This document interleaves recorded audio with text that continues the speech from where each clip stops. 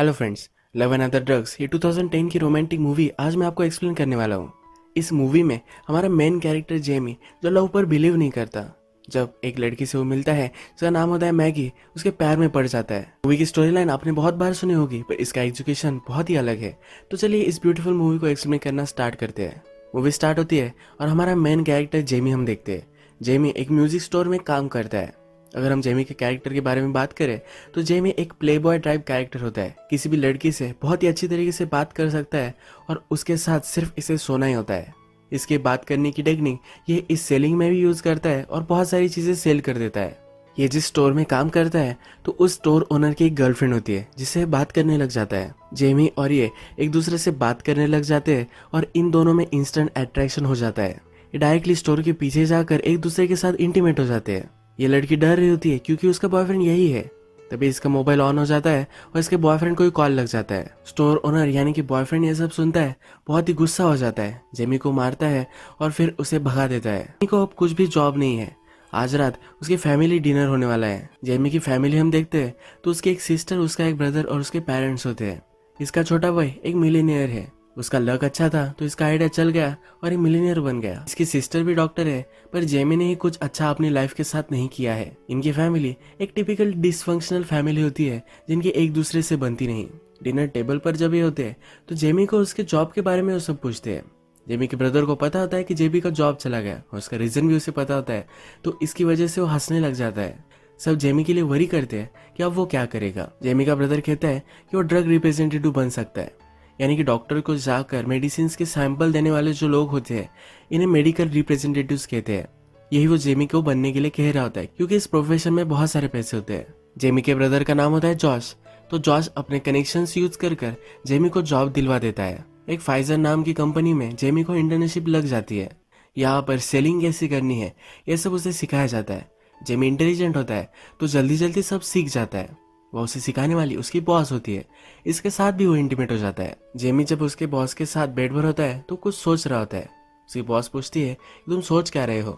Jamie कहता है कि मैं पैसों के बारे में सोच रहा हूँ, यानी कि जेमी कोई भी रिलेशनशिप नहीं रखना चाहता।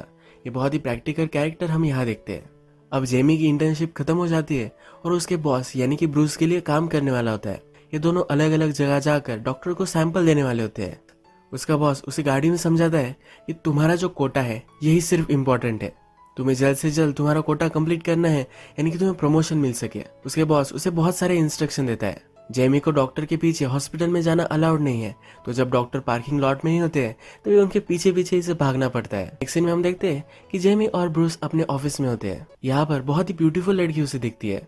जेमी उस लड़की को एक अलग ही नाम से पुकारता है, इसका नाम उसे पता नहीं होता। तो उसका बॉस पूछता है कि तुमने ऐसा क्यों किया। जेमी कहता है कि अगर मैं उसे अलग नाम से पुकारूंगा तो मुझ में इंटरेस्टेड हो जाएगी। वो जब मुझसे बात करेगी तो मैं कहूंगा कि मेरी एक्स गर्लफ्रेंड का नाम वो था। मैं हर्ट हूँ, इसीलिए मुझसे वो अट्रैक्टेड हो सकती है। लड़कियों को पाने के लिए जेमी की अलग अलग ट्रिक्स होती है। इसका बॉस भी ये सुनकर इम्प्रेस्ड होता है। इसके बाद जेमी और ब्रूस एक डॉक्टर के पास आते हैं। ये डॉक्टर उन्हें मिलना बहुत ही इंपॉर्टेंट है। अगर इनकी कंपनी की गोली ये डॉक्टर लिखने लग गया तो सब डॉक्टर यही लिखेंगे। इन्हें बहुत सारा फायदा इससे हो सकता है और इनके कोटा भी जल्दी से खत्म हो सकते हैं, तो इसी वजह से इनके लिए बहुत ही इंपॉर्टेंट होता है। जब ये डॉक्टर का वेट करते हैं तो डॉक्टर इन्हें इग्नोर कर देते हैं। जेमी अपने बॉस से पूछता है कि इतना इंपॉर्टेंट क्यों है। उसका बॉस कहता है कि अगर हमने सही से कोटा कंप्लीट कर दिया तो हम शिकागो जाएंगे। एक्चुअल पैसे शिकागो में ही हमें मिलने वाले हैं। जेमी भी कॉम्पिटिटिव होता है तो इस काम के लिए वो लग जाता है। जेमी फिर रिसेप्शनिस्ट के पास जाता है। वो अपॉइंटमेंट की डेट पूछता है।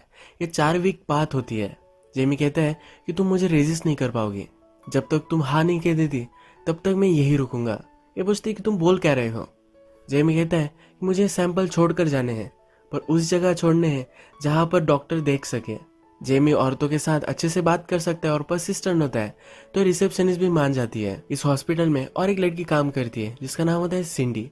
सिंडी भी जेमी से इम्प्रेस्ड हो जाती है। जेमी जब अपने मेडिसिन रखने के लिए जाता है तो उसके कंपटीशन के सैंपल सब कुछ अपने बैग में रख देता है। बाहर जाकर ये डस्टबिन में फेंक आता है। जेमी अपने ऑफिस में उस लड़की से मिलता है जिसे वो अलग नाम से पुकारता था। ये लड़की उसे कहती है ये ट्रिक मुझ पर नहीं चलने वाली। ये बहुत ही इंटेलिजेंट होती है। ये कहती है कि मैं किसी भी सेल्समैन को डेट नहीं करने वाली, मैं इस प्रोफेशन में हूँ क्योंकि मुझे डॉक्टर को डेट करना है। जेमी भी इससे इम्प्रेस्ड होता है। जेमी और उसका बॉस जहाँ पर डॉक्टर जिस बार पे आते हैं उसी बार में पहुंच जाते हैं। यहाँ पर और एक कैरेक्टर हमें दिखता है जिसका नाम होता है ड्रे। जेमी का बॉस जेमी को कहता है कि जो ड्रे है ये हमारी कंपटीशन है, ये हमारी कंट्री में टॉप 10 सेल्समैन में से एक है। ड्रे ने हर डॉक्टर को कन्विंस कर लिया होता है कि उसकी ही कंपनी का ड्रग उन्हें देना है। जेमी के बॉस का कोटा सिर्फ ड्रे की वजह से ही नहीं हो रहा। जेमी फिर नेक्स्ट दिन डायरेक्टली डॉक्टर के पास जाता है, उसे $1000 दे देता है। डॉक्टर पूछते हैं क्या तुम मुझे ब्राइब करना चाहते हो। जेमी कहता है कि मेरी कंपनी सिर्फ एक्सपेरिमेंट कर रही है, इसी वजह से हम सब डॉक्टर्स को $1000 दे रहे हैं। डॉक्टर लीगली कुछ ट्रबल में ना आए इसीलिए कुछ भी स्टोरी बना देता है। डॉक्टर भी बहुत ही लालची होता है और अब जेमी की बात सुनने के लिए वो रेडी हो जाता है। जेमी भी एज ए इंटर्न डॉक्टर के पीछे पीछे भागता है। अब डॉक्टर जिस पेशेंट को देखने के लिए जाते हैं उसका नाम होता है मैगी। मैगी को पार्किंसंस होता है। पार्किंसंस यानी कि नर्व्स का एक डिसीज होता है जिसमें नर्व्स काम नहीं करते और उसके बाद मूवमेंट भी करना बहुत ही मुश्किल हो सकता है। मैगी यंग है और यंग लोगों में नहीं होता, पर फिर भी उसको एक डिसीज है। जेम्स जब मैगी को देखता है तो इंस्टेंटली उसे वो पसंद आ जाती है। मैगी को और एक प्रॉब्लम होती है, उसे लगता है कि उसके ब्रेस्ट पर कुछ प्रॉब्लम है तो डॉक्टर को दिखाती है। डॉक्टर कहते हैं कि स्पाइडर बाइट है। जेमी ये सब देखकर मजे ले रहा होता है। जब एक कंसल्टेशन खत्म हो जाता है और जेमी बाहर आता है तो मैगी उसके पास आती है और उसे बैग मारती है। मैगी कहती है कि तुम सेल्स रिप्रेजेंटेटिव हो, तुम क्यों वहां थे। उसे वो सॉरी कहने के लिए कहती है। मैगी उसकी बीमारी की वजह से बहुत सारे डॉक्टर्स को मिलती है और जनरली डॉक्टर रूड होते हैं तो इन पर वो चिढ़ गई होती है। इस बार मेडिकल कम्युनिटी से कोई तो उसे सॉरी बोले ये उसकी एक्सपेक्टेशन होती है और जेमी भी सॉरी बोल देता है। जेमी फिर उसका नाम पूछता है। मैगी कहती है strong eye contact, body language, इससे तुम अच्छे सेल्समैन हो ही। उस पर अभी भी चिड़ी हुई होती है और वहां से चली जाती है। जाते जाते जेमी का एक फोटो भी लेकर जाती है। जेमी को मैगी के बारे में कुछ भी पता नहीं है। हॉस्पिटल में काम करने वाली सिंडी ये जेमी से अट्रैक्टेड है तो जेमी उसे कॉल करता है। उसे कुछ बहाना बना देता है और नंबर वो ले लेता है। जेमी जब घर पर आता है तो उसका ब्रदर वहां आया हुआ होता है। उसकी गर्लफ्रेंड ने उसे बाहर निकाल दिया है। इसका ब्रदर एक पॉर्न एडिक्ट बन चुका है तो इसी वजह से उसकी गर्लफ्रेंड ने उसे बाहर निकाल दिया। इसे इमोशनल सपोर्ट की जरूरत है तो जेमी के पास ही अब रहने वाला है। मैगी पूछती है कि तुम्हें ये नंबर कैसे मिला, पर वो फिगर आउट कर लेती है कि रिसेप्शनिस्ट से उसे नंबर मिल गया होगा। जेमी उसे बोलता है कि प्लीज मेरे साथ एक कॉफी पर चलो। मैगी इसके लिए मना कर रही होती है पर जेमी बहुत ही इंसिस्टिंग होता है। मैगी को पता है कि जब तक वो हाँ नहीं बोलेगी तब तक ये पूछता ही रहेगा, इसी वजह से अब वो मान जाती है। इसके बाद हमें इन दोनों की डायरेक्टली डेट दिखाई गई है। मैगी जिस कैफे में काम करती है यहीं पर वो जेमी को बुलाती है। ये दोनों बैठते हैं और जेमी कहता है कि तुम्हारी आईज बहुत ही ब्यूटीफुल है। मैगी तुरंत पहचान जाती है कि इसकी एक ट्रिक है। मैगी उससे पूछती है कि क्या हर लड़की पर यह चल जाता है। जेमी कहता है कि सचमुच में वो बहुत ही ब्यूटीफुल है। मैगी इस कन्वर्सेशन से बोर हो जाती है। वो कहती है कि हम इधर उधर की बातें करेंगे, एक दूसरे को लाइक कर रहे हैं सब प्रिटेंड करेंगे और उसके बाद एक दूसरे के साथ इंटीमेट हो जाएंगे, तो क्यों ना हम टाइम बजाते हैं, डायरेक्टली मेरे अपार्टमेंट पर चलते हैं। जेमी बिलीव नहीं करता कि हो क्या रहा है। मैगी सीरियस होती है तो डायरेक्टली अपार्टमेंट पर जाते हैं और एक दूसरे के साथ इंटीमेट हो जाते हैं। मैगी को भी कोई भी रिलेशनशिप रखना अच्छा नहीं लगता तो इन दोनों के लिए ये बेस्ट ऑप्शन होता है। इसी तरीके से बार बार वो मिलने लग जाते हैं। एक बार ऐसे ही जेमी के घर पर मैगी आ जाती है और सब कपड़े निकाल देती है, पर उसे पता ही नहीं होता कि जेमी का ब्रदर यहाँ है। ये बहुत ही ऑकवर्ड और फनी सीन हम यहाँ देखते हैं। जब मैगी और जेमी एक दूसरे के साथ इंटीमेट हो जाते हैं तो अपने चाइल्डहुड के बारे में जेमी बात करने लग जाता है। जेमी की बातों से हमें पता चलता है कि वो बहुत ही इंटेलिजेंट था, उसे बायोलॉजी बहुत ही पसंद थी, पर जेमी कहता है कि उसके फादर को हेट करता था। उसके फादर को जेमी को बहुत ही सक्सेसफुल देखना था पर जेमी होने नहीं दे सकता था। मैगी इस स्टोरी पर भी बिलीव नहीं करती। वो कहती है क्या लड़कियों को यह स्टोरी पसंद आती है, क्या तुम इसी तरीके से लड़कियों की सिंपैथी लेते हो। इसके बाद जेमी सीरियस हो जाता है। वो मैगी से पूछता है तुम्हारा बॉयफ्रेंड क्यों नहीं है। मैगी भी सीरियस हो जाती है। वो कहती है जैसा चल रहा है वैसे तुम चलने दो, मुझे कोई भी रिलेशनशिप नहीं चाहिए। इसके बाद नेक्स्ट सीन में हम देखते हैं कि जेमी के पास ट्रे जाता है। ये वही सेल्समैन है जो उसकी कंपटीशन है। ये जोर से इसके पेट में घुसा मारता है। हमें पता है कि जेमी उसके कंपटीशन के सब मेडिसिन डस्टबिन में डाल देता था। ये बात ट्रे को पता चली है और ट्रे उसे बहुत मारता है। ट्रे को मैगी और जेमी के बारे में पता है तो उसे वो सलाह देकर जाता है कि मैगी से तुम दूर भागो, वो सही लड़की नहीं है। जो मेडिसिन जेमी डस्टबिन में फेंकता था वो एंटी डिप्रेसेंट थी। ये मेडिसिन एक भिखारी लेने लग गया था और इसके बाद अब वो जॉब इंटरव्यू पे जाने वाला है। इसके बाद हमें दिखता है कि जेमी मैगी के लिए फूड लेकर आता है। मैगी सरप्राइज होती है। ये दोनों खाना वगैरह खाते हैं और जेमी उससे बात कर रहा होता है। मैगी उससे पूछती है तुम ये सब क्यों कर रहे हो, मैंने तुम्हें बताया है कि हमें कोई भी रिलेशनशिप नहीं चाहिए। मैंने एक बार रिलेशनशिप में रहने का ट्राई किया था और वो सक्सेस नहीं हो पाया। माई को लगता है कि उसकी कंडीशन की वजह से बहुत सारी चीज़ें अब कर नहीं पाएगी। इसी वजह से कोई भी उसके साथ सही से रह नहीं पाएगा और वो किसी को भी डिजर्व नहीं करती। उसकी लास्ट रिलेशनशिप यानी कि ट्रे के साथ जब वो थी तो यही एक प्रॉब्लम आया था। उनमें बहुत बड़ी फाइट हो चुकी थी, इसी वजह से ब्रेकअप भी हो गया। ये सब चीज़ें वो जेमी को बताती है। इसके बाद ये दोनों इंटीमेट होने की कोशिश करते हैं, पर जेमी आज कुछ कर नहीं पाता। वो एक्चुअल में मैगी को लाइक करने लग गया है और उनकी जो रिलेशनशिप है सिर्फ फिजिकल, ये उसे अब नहीं चाहिए। मैगी भी उसे समझ लेती है और मैगी कहती है कि हम अब बात कर सकते हैं। ये फिर सुबह से लेकर शाम तक बहुत सारी बातें करते हैं। बातों बातों में मैगी कहती है कि तुम्हारी कंपनी वाइग्रा इंट्रोड्यूस कराने वाली है। ये आदमियों को परफॉर्मेंस इंक्रीज करने का एक ड्रग है। ये बहुत सारी बातें करते हैं और फिर से इंटीमेट हो जाते हैं। जेमी जब जा रहा होता है तो मैगी फिर से उससे कहती है मुझे कोई भी रिलेशनशिप नहीं चाहिए। हमने जो बातें की है ये लास्ट बार हम करेंगे। अब नेक्स्ट सीन में हम देखते हैं कि जेमी जब अपने बॉस के पास होता है तो अपने बॉस को कहता है कि जो न्यू ड्रग हमारी कंपनी लॉन्च करने वाली है वो मुझे चाहिए। जेमी बोलता है कि वो ड्रग सेल करने के लिए मैं ही बेस्ट हूँ, मुझसे ज़्यादा फास्ट कोई भी सेल नहीं कर पाएगा। उसका बॉस भी ये देने के लिए उसे मान जाता है। इसके बाद जेमी और उसका बॉस बार में आते हैं। इस बार में डॉक्टर और ट्रे भी होता है। जेमी डॉक्टर के पास आ जाता है और उससे बात करने लग जाता है। डॉक्टर को पता चलता है कि जेमी और मैगी में रिलेशनशिप है।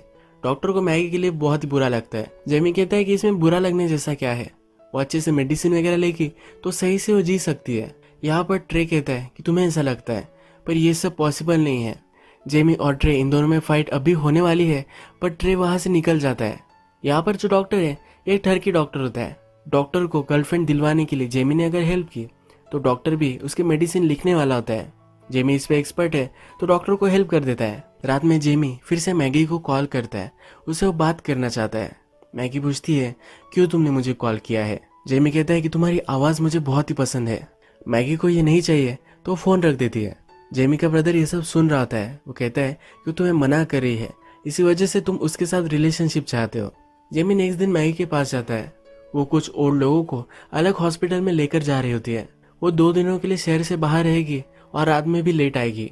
मैगी उससे कुछ भी बात नहीं करना चाहती। जेमी फिर 2 दिनों बाद रात में आता है और रात में अपनी गाड़ी में ही रुकता है। वो कंटिन्यूसली मैगी का वेट करता है। सुबह हो जाती है तब मैगी आती है। मैगी रियलाइज करती है कि रात भर यही था।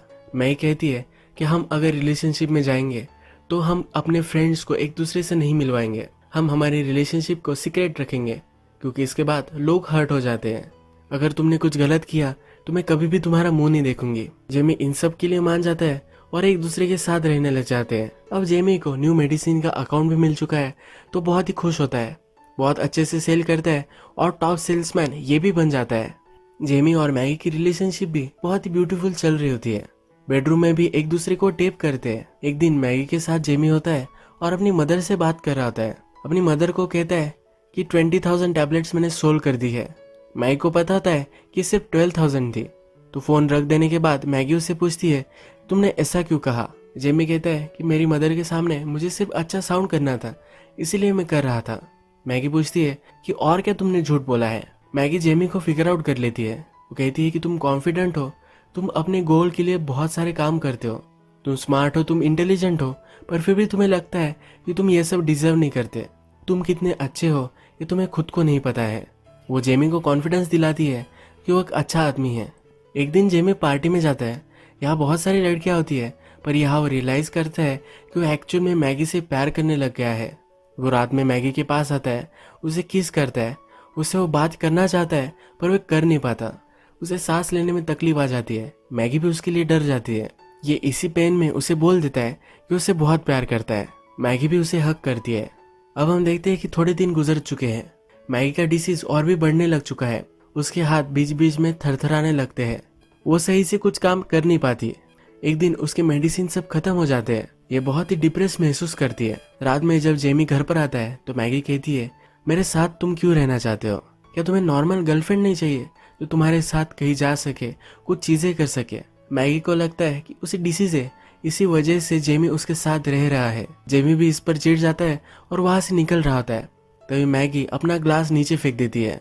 जेमी बाहर चला गया होता है पर फिर भी आवाज सुनकर अंदर आ जाता है। मैगी को हक करता है क्योंकि उसे सहारे की ज़रूरत होती है। मैगी की कंडीशन ठीक हो सके इसीलिए अच्छे से ड्रग्स वगैरह अवेलेबल नहीं है, पर जेमी इसके लिए पूरे एफर्ट अब डालने वाला है। जेमी की एक जगह पर कॉन्फ्रेंस होने वाली होती है, यहाँ भी वो मैगी को लेकर जाता है। इसी कॉन्फ्रेंस में मैगी को कुछ लोग मिलते हैं जिनको भी उसकी तरह ही बीमारी होती है। इनका एक स्पेशल क्लब होता है जहाँ वो जाकर एक दूसरे से बात करते हैं। मैगी जब वहाँ जाती है तो सब लोग उसकी बीमारी के बारे में खुलकर बात कर रहे होते हैं। ये भी उसकी तरह ही है और बहुत सारी चीजें अपनी लाइफ के साथ कर रहे हैं। ये देखकर उसे मोटिवेशन मिलती है। उसे जो लगता था कि वो अकेले ही है, अब वो उसे नहीं लग रहा। वो भी अच्छे से लाइफ जी सकती है, इसके लिए वो होपफुल है। जेमी को भी टेक्स्ट मैसेज कर कर वो यहाँ बुला लेती है। जब ये मीटिंग खत्म हो जाती है तो जेमी एक आदमी से बात करता है। इस आदमी की वाइफ भी इसी डिसीज से जूझ रही है। जेमी इस आदमी को उसकी वाइफ के बारे में पूछता है कि तुम दोनों की रिलेशनशिप कैसी है। यह आदमी बोलता है कि क्या तुम्हारी वाइफ को भी है। जेमी कहता है कि मेरी गर्लफ्रेंड को है। यह आदमी जेमी को सलाह देता है कि इस रिलेशनशिप को तुम एंड कर दो। यह बीमारी बहुत ही घटिया है। तुम किसी भी लड़की से प्यार करते हो तो उसकी कुछ क्वालिटीज के लिए करते हो, पर यह सब क्वालिटी उस लड़की से ये छीन लेती है। यह आदमी कहता है कि मैं मेरी वाइफ से प्यार करता हूँ, पर फिर से दोबारा मैं ये सब नहीं करना चाहूंगा। जेमी ये सब सुनकर डर जाता है। अब ये ठान लेता है कि कुछ भी करेगा पर मैगी को क्यूर करके रहेगा। मैगी के लिए वो रिसर्च करता है, अलग अलग हॉस्पिटल्स देखता है, बहुत सारी टेस्ट मैगी और वो जाकर करवा कर आते हैं। जेमी अपने जॉब में बहुत ही आगे चला गया था, पर वो अपने जॉब में भी अब जरा पीछे आ रहा है। मैगी भी अलग अलग हॉस्पिटल में जाने से अब चिढ़ जाती है। वो अब जेमी से बात करती है। वो कहती है कि ये सब तुम क्यों कर रहे हो, मेरी बीमारी के साथ भी मैं रह सकती हूँ, इतना बड़ा ये इशू नहीं है। वो फिर रियलाइज करती है। जेमी से पूछती है क्या तुम्हें लगता है कि अगर मेरी बीमारी ठीक होगी तभी तुम मुझसे प्यार कर सकते हो। जेमी कुछ भी बोलता नहीं, ये समझ जाती है कि यही रीजन था। जेमी से अब वो ब्रेकअप कर लेती है। जेमी फिर से अपने करियर में ट्रैक में आ जाता है। सब टारगेट्स वगैरह वो जल्दी जल्दी कंप्लीट करता है तो उसे प्रमोशन भी मिल जाता है। अब वो नई जगह प्रमोशन के लिए जाने वाला है। इसके बाद जेमी अपने बॉस के साथ एक रेस्टोरेंट में सेलिब्रेट करने के लिए आता है। यहाँ पर उसे फिर से मैगी मिलती है। मैगी एक दूसरे आदमी के साथ होती है। जेमी उससे बात करना चाहता है पर मैगी वहां से निकल जाती है। फिर जेम्स अपने जब बॉस से बात करता है तो सिर्फ जेम्स को प्रमोशन मिला होता है, उसके बॉस को प्रमोशन नहीं मिलता। जेमी को ये सिस्टम बहुत ही गलत लगता है। अब जेमी प्रमोशन के लिए नई सिटी में जाने वाला है तो सब पैकिंग वगैरह कर रहा होता है। हमने देखा है कि जेमी और मैगी एक दूसरे को टेप करते थे तो ये टेप्स उसे मिल जाती है। एक वीडियो चलाता है जिसमें मैगी बहुत ही खुश होती है। जेमी जब पूछता है तो ये कहती है कि ये जो मोमेंट है ये मेरे लिए बहुत ही ब्यूटीफुल है। ऐसा एक मोमेंट हो या हजार, पर अभी जो चल रहा है यही मेरे लिए बहुत ही इम्पोर्टेंट है। जेमी अब रियलाइज करता है कुछ भी चीजें मैटर नहीं करती। मैगी के साथ जो भी पल वो गुजार सके वो उसे गुजारने हैं। यह मोमेंट उसका इम्पोर्टेंट है, वो फ्यूचर की नहीं सोच सकता। जेमी जल्दी से मैगी के पास जाता है। मैगी एक बस में आगे चली जाती है तो बस का पीछा करता है और बस को रोक लेता है। मैगी पूछती है क्या ये सब कर कर तुम मुझे इम्प्रेस करना चाहते हो। जेमी कहता है कि प्लीज मेरी बात सुन लो। जेमी कहता है कि मैं एक घटिया आदमी हूँ, मैंने मेरी पूरी लाइफ में किसी भी केयर नहीं की है। जब तुम मेरी लाइफ में आई तो तुमने मुझे सब कुछ चीजें सिखाई है। मैं जो समझता था वो मैं गलत समझता था, तुमने मुझे सही आदमी बनाया है। सब लोग मुझे जैसे देखते थे वैसे तुमने मुझे कभी भी नहीं देखा। तुमने मुझे अपने आप पर बिलीव करना सिखाया है। जेमी कहता है कि मुझे तुम्हारी जरूरत है और तुम्हें भी मेरी है। यह सब सुनकर मैगी भी रोने लग जाती है। मैगी कहती है कि मुझे तुम्हारी ज्यादा जरूरत पड़ेगी, ये फेयर नहीं है। जेमी कहता है मुझे इससे कुछ भी फर्क नहीं पड़ता, हम जो भी करेंगे वो एक साथ करेंगे। किसी अल्टरनेट यूनिवर्स में हम परफेक्ट कपल हो सकते हैं, पर हम इस मोमेंट में जो है यही मुझे चाहिए। मुझे इसमें कोई भी चेंजेस नहीं चाहिए। हम दोनों की ही जोड़ी बेस्ट है। इसके बाद ये एक दूसरे को एक्सेप्ट कर लेते हैं। मूवी के लास्ट में जेमी हमसे कहता है कि लाइफ में हम जो चीजें एक्सपेक्ट करते हैं वो कभी कभी हमें नहीं मिलती, पर जो हम एक्सपेक्ट भी नहीं कर सकते उससे ज्यादा हमें मिल जाता है। अब जेमी उसे जो प्रमोशन मिलने वाला था वो नहीं लेगा। उसे हमेशा से डॉक्टर बनना था तो इसीलिए अब वो डिग्री लेने वाला है। जेमी हमसे कहता है कि अपनी लाइफ में आप हजारों लोगों से मिलते हैं पर कोई भी आपकी लाइफ में चेंजेस नहीं ला सकता, और उसके बाद किसी एक से आप मिलते हैं और वो आपकी पूरी लाइफ चेंज कर देता है। जेमी के अंदर बहुत सारी इनसिक्योरिटीज थी। वो अपने आप को घटिया समझता था, इसी वजह से सब गलत चीजें वो करता था। पर मैगी से जब वो मिला तो मैगी ने वो सचमुच में अच्छा आदमी है ये उसे रियलाइज कर दिया। इसके बाद इसकी लाइफ सही हो गई और मैगी के साथ उसे जो प्रॉब्लम्स थे उसे भी उसने सॉल्व कर दिया और इसके बाद एक दूसरे को इन्होंने एक्सेप्ट कर लिया और हैप्पी एंडिंग इस मूवी की हो जाती है। अगर आपको ये वीडियो अच्छा लगा तो प्लीज़ इस वीडियो को लाइक कर दीजिएगा। मैं बहुत सारी इस तरह की मूवीज़ लेकर आता रहता हूँ, तो प्लीज़ चैनल को सब्सक्राइब कर दीजिए और बेल नोटिफिकेशन आइकॉन दबाना भी मत भूलिए। हम फिर से मिलेंगे और एक नई मूवी के साथ। तब तक के लिए थैंक यू और आप अपने आप का ख्याल रखिए।